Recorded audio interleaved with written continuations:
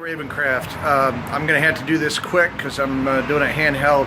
I meet someone at the pub here, but I wanted to do this while I was thinking about it because this really matters. We've been talking about manifesting energy, creative energy that is going to be throughout 2019, going to be here for everybody.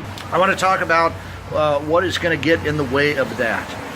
And that is all those little toxins, all those little doubts, all those little things that you allow yourself to connect with that say, no, stuff like that doesn't happen to me. No, what I'm thinking is not realistic. It's not possible. I need to lower my expectations to something that's reasonable. I need to go for the low-hanging fruit. That term, low-hanging fruit, is about trees, fruit trees. The fruit at the bottom is going to be the fruit that's easiest to get to. You don't have to climb in the tree. It's just hanging down there. You grab it and go. That is the fruit that is obtained with the least amount of effort. That's the fruit that everybody has access to. The fruit up toward the top of the tree is the fruit that gets to hang around for a while, gets to ripen. It becomes the sweeter, the better fruit, and it is available to the ones that make their way up that tree, right? Now, here's the way that we get ourselves to not go for the sweeter fruit, the riper fruit up there, and that is by convincing ourselves that we don't have a choice. All right? And it happens in all kinds of insidious ways. The whole society seems to be aimed at putting you in your place and letting you know what you can and you can't do. Okay? And making sure that you stay within your station, you stay within what is reasonable for someone like you. Okay? But there are other things that sort of get into our heads. How about that choosing the lesser of two evils? Right? We do that when we vote sometimes. We say, well, you got to go for the lesser of the two evils, right?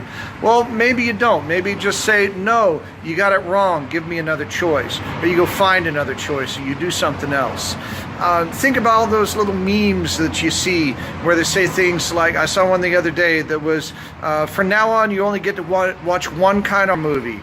Horror, fantasy, or science fiction. Which do you choose? That gives you the idea that someone gets to limit your choices, that you have to choose, okay? And if you're manifesting, you don't have to choose. And you have to be aware that all possibilities are open, that everything is possible. You need to take those other things that try to limit you, that try to tell you that someone else is going to decide what's available to you. And you got to choke that stuff out. You got to take the people that go, nah, but, and you got to retrain them or get them out of there. You got to take those situations that keep trying to limit your choices and put yourself more in a position where you select from whatever you want, right? You're the grown-up, you're the wizard, you're the witch, you're the god, you're the goddess. Everything is available to you. All right? So as we start moving into a manifesting mind, be very cautious about the games you play where you accept that you have limited choices. And make sure that as you play those, you play them as a game. You don't let them get into your head.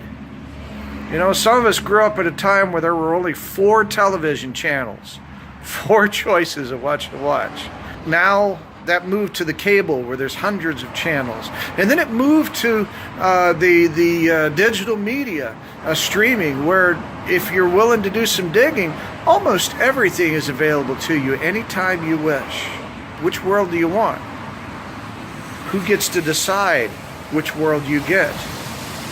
Think about that. And as you play any of these games, make sure that you are you can play it as a game, right? That can be fun sometimes, but be very careful about picking favorites, about limiting your choices, deciding that I'm going to have this from now on. You get whatever you want.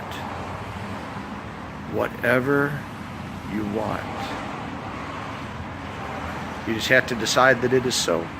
I'm Saul. We'll talk later.